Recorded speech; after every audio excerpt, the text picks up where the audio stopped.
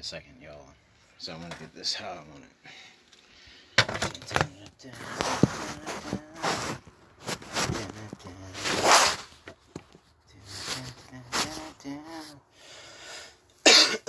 Alright, so what I wanted to do was read this short story that I started writing. And so this entire story is improv, and my handwriting is not very great, but I wanted to read it out loud just to have it on documentation. So 2045, Shadow Night. Bright orbs in the sky, a fog of wind and smoke whooshes on the far west of Fester Island. A tiny family had spent a fun-felt day on the beach. This huge storm starts rolling inland. The family rushes to obtain all of their chairs, water baskets, cooler full of beer and sandwiches. The tide began to raise at an alarming rate. The son Tommy was swimming back to shore, and suddenly was swept into an extreme rip current. Sure natural instinct kicked in, so the mother dove in, attempting to rescue him. Whoosh, crash. All the light on the beach was pitch black. Suddenly, a giant strobe of light in every color created a water tornado. The tornado seemed to be pulling objects like crabs, dolphins, sharks, and everything under the sea upwards. Visibility of Tom and his mother had vanished. The father had been thrown half across the beach when Shadow woke up, and the FBI had strapped him in the back of a police car. To this day, no one saw or heard of Shadow ever again. 40 years later. Okay, now keep in mind when I wrote this, I backtracked when writing this because I didn't know what I was going to say next, and sometimes the characters might be a little messed up, whatever. So,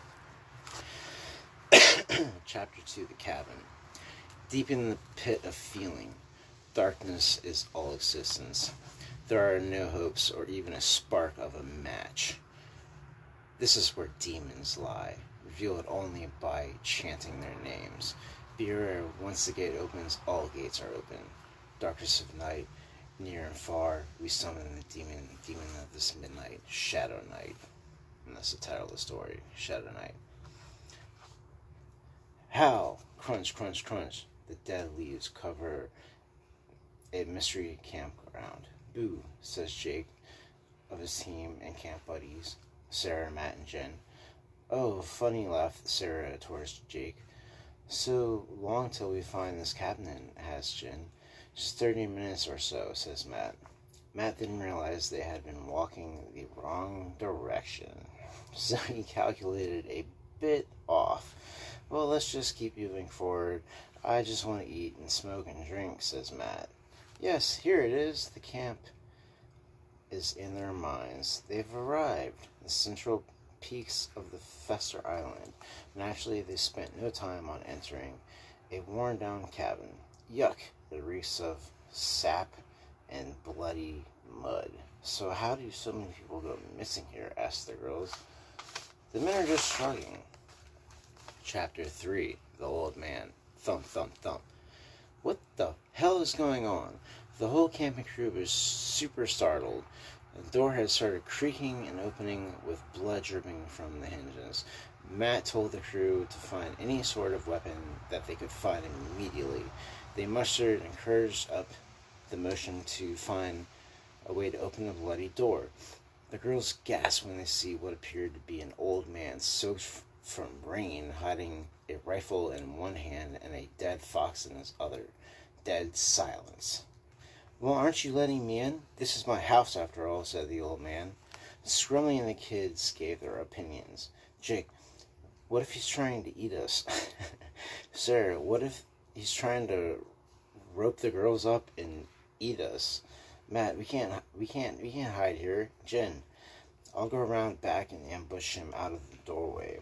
Well, that is what seems like a good idea, said Matt. Jen lets her team tag him over the door and is open. Okay, we got him.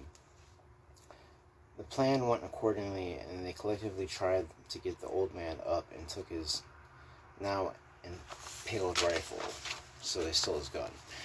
The old man starts regurgitating cognitive functions with blurred visions. He sees 4 campers standing in front of him and unexpectedly answers, "Look, man, I just want to tell you what we need to know, and we might release you," says Matt. "Ha ha ha, did you come vacationing or on a boat or in a puddle boat?" The team looks at each other, perplexed. "On vacation?" "There isn't a vacation," says Jake. We rode here," says Jake. "We're lucky you made it in before night," exclaimed the old man, "because there is a creature that only eats flesh, a creature that has night vision, a creature that you'll never find on the day. It is a boat. It is a beast, not of man, not of an original heart." The old man starts going on a strong trance. Don't do it, don't do it, don't do it, and then passes out.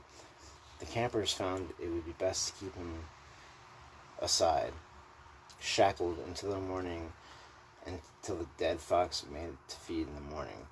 There are no ways to many understand expressions risk otherwise.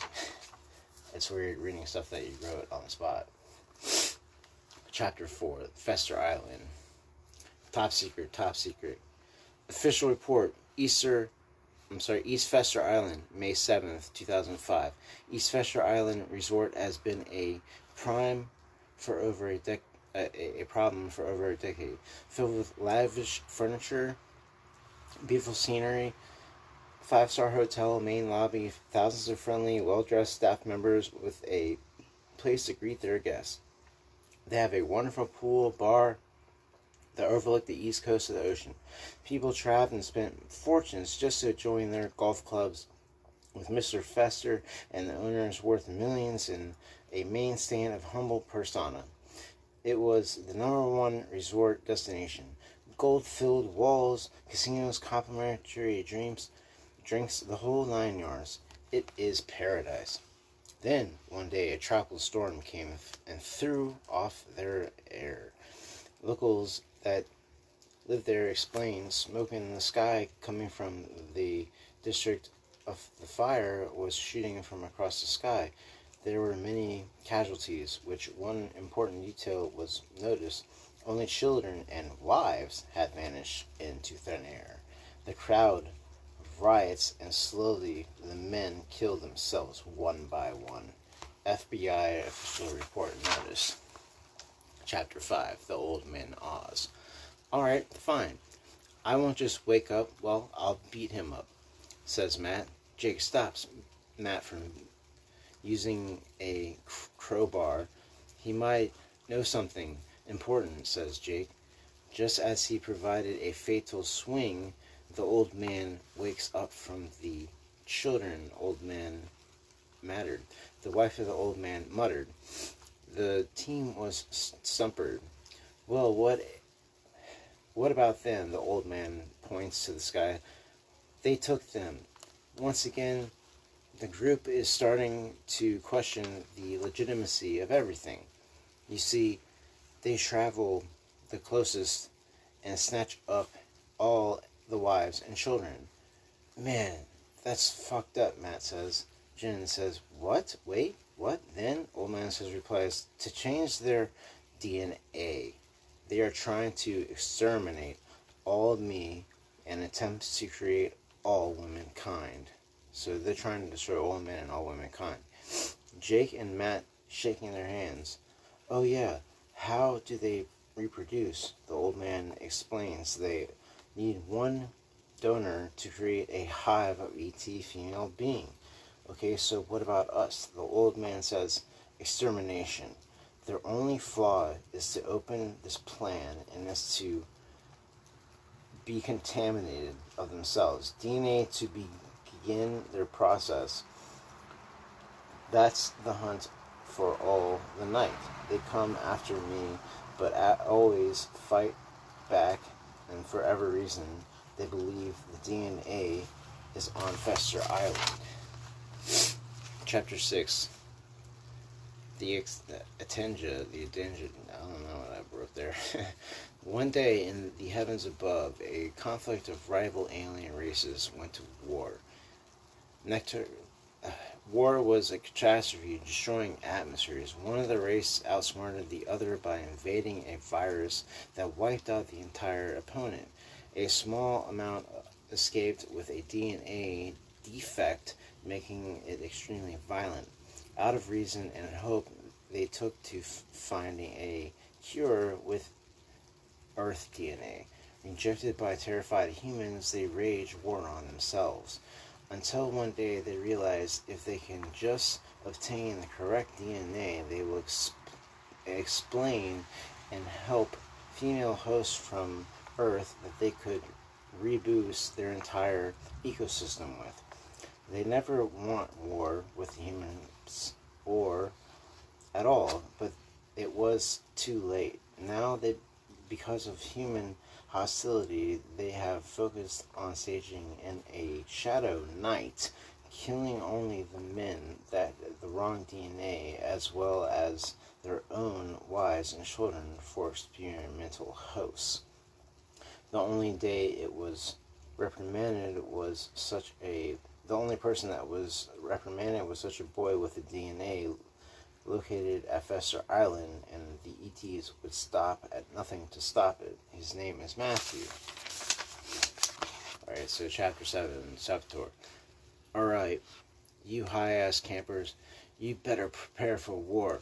Since we have zero way of who has the need of DNA, this meteor has all of us in a target of solidity.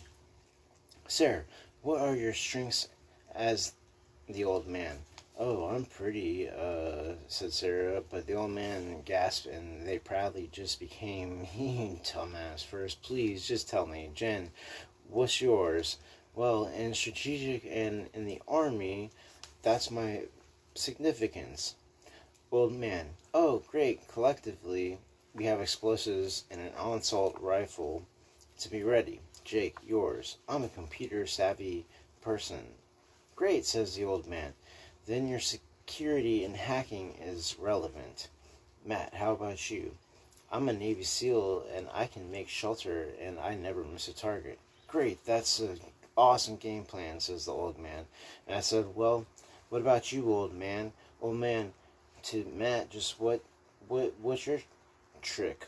What's your cookie? What do you got? Oh, I got an AK-47 that never stops shooting. Now, I've survived the Septors for many years. They come see you. They can't see them. The only way to kill them is that you shoot where you can't hear them. If you hit them, it reveals themselves. Steady your heartbeats and steady listening. Get it? Got it? Get a drop on them. Boom. Chapter 8. The Light of Day. Alright, chaps. Let's gather supplies. Says the old man. We'll make food, water, and shelter materials because day by day we'll travel where you might ask. I think we should head to the other side of the resort where there may be some survivors. Strength in numbers. Staying in one place too long, they will find us much sooner. So let's start trucking. It will soon take a few days to reach the east side of the island. Jake says, Sarah, I'm running out of the steam and sundown is upon us, she said. All right, men, let our ladies rest and speak a fire which will never shelter in this cave over here, says the old man. Clear the area of spiders or snakes or some kind of materials or leaves or pudding or any sort of insulation, commands the old man. Once we settle in the area, we are warm and we will have sleep to feel close and kill the fire. Fire is a beacon signal of the creators, so stay still and stay quiet. Matt smothers the fire and closes his eyes and says a prayer that the world and all that survive the first night will hear. They made it through the night but saw some unusual looking tracks surrounding camp. Chapter 9. Group Drama. You know, this war is just supposed to be a fucking vacation, right? Says Sarah. You know, it's just to be some kind of cross desert island. I want to go back to the cabin. But Sarah, we cannot go back to the cabin if we don't have the things that we will not be there waiting for, said Matt. Yeah, I said, still don't believe this creepy man. He has shown us nothing but physical problems, and all of his being has been just to be a creepy, ghostly stay, said Sarah. Sarah, calm down, just with saying all that, Jen. If you want to go back, then just go back. Shh, get down here, I think, says Matt. I know it's where the Jaguar tracks are. It must have been tracking us all along the way. Now everyone is staying, and so do not alarm. Jen and I need you to focus your aim directly to the center of the Jaguar's eye. Steady aim, slowly squeeze the trigger and wait for my signal. Boom, boom, boom. Well, it looks like we have a fresh cat for dinner. So they were attacked by a jaguar in the jungle. So the group settled in, and just that, they were good, and I feel happy about all that shit. Moving on. Chapter 10, Ambush. Matt, wake up, whispered Jen. We forgot to extinguish the fire last night. Oh shit, said Matt. Well, the other ones started pouring water on the fire, and Matt's over in the corner scouring. Something starts to be shaking in the bushes. Screech, screech, screech. 2 Scepters, the bad guys, charge up to the camp. Matt tells Jen to get back to the back and open the machine gun and fire and spin in a circle. Holy fuck, what are these things? Yells Jen. I'm aiming for their head. Check. Screech, screech, screech. Pop, pop, pop, pop. We hit them. One's dead, the other one's run off. Oh, fuck. Keep shooting to the right. Yells Jen, Sarah, everybody. Keep fucking shooting. Oh, shit, they're frozen in awe. Well, the hell were you? Asked Jen. We climbed to the top of a tree and didn't make a sound. I guess we worked that out for you guys, smirked Matt. So glad us were your bodyguards. We were your bodyguards. Matt then discusses, hey Jen, please throw a 45 towards me and take my 38 revival. Next time shit goes down, we're gonna pull the hammer and fire off some rounds into their monsters and shoot them down one at a time. In the head. Old man, where are you? Old man, shit, he's gone. The one must have took them. So now the old man's been taken. Chapter 11, Autopsy. Okay, everyone, I know we just had a battle and we're upset about the old man running off, but we cannot blindly chase after him, says Matt. Exactly, we could have known that he was trying to bait us. I know that he should have used his smarts and slowed down, but we have studied what makes the specters act the way they act, says Jake. Everyone starts thinking the same thing. Yep. You know what I'm suggesting? Time for an autopsy, smiled Jake. In inclusion, one open in the chest cavity, some sort of green goo oozed out. Huh, says Jake. What? Says Sarah. Well, you see, these lungs, they have wires, and they are continuing to be a battery almost, like it runs out of oxygen and it sets off what looks to be a bomb. What? So the bad guys have this bomb in their chest. Sarah freaks out. Yes, and it's still freaking out, almost like it's a heart inside of a specter brain, Jake claims. So why does decapitating it not kill it, says Matt. Well, I think it's exactly like a self-destructive location beacon, which means that they are probably monitoring us right now, says Jake. Well, how do you know that they're doing that? Asks Mate. Apparently, click, click, click, the bomb arms itself. Hey, you two, we have to get started to get out of here because the old man is not dead and missing, and this thing is about to blow. Chapter 12, Matthew. Matthew was born on Fester Island. As a child, he lived with his mother and father. His father was well off financially, although she worried as a maid in the finest hotel on Fester Island. She felt like there was something more meant for something communicating from above. When she was of age, she enrolled into the finest military school where they acquired many tactical weaponry skills. Eventually, he became Navy SEAL, except for most skills that he was a child Navy SEAL. That's why when the event happened, the entire Easter Island was swept for women and children. Because of his survival skills, he was able to hide long enough to escape unnoticed from Fester Island. You on the run, he reinstated in the Navy, and that is how he met Jen, his girlfriend. Jake, his best friend, and Sarah was Jake's loyal girlfriend. The vacation to the cabin had actually been a secret covert operation to uncover the truth of the events and the existence of Fester Island. So basically, Matthew was born out of the original attack on the island, and they fled. And now they went back there as a cover-up to try and take them down. Matthew does not know, but his DNA is the ET key. So that's the truth of it all. Alright, so Chapter 13, Shadow Knight. Sergeant, Knight, deploy. Knight trajectories into the east coast of Fester Island. Oh, please don't wait. I must save my family and protect them. Boom, boom, boom. Bombs are going off everywhere, to the left, to the right. The moment is at his foot, and it hit the ground as he opened fire. Screeching, clack, clack, clack, clack, screech, screech, screech.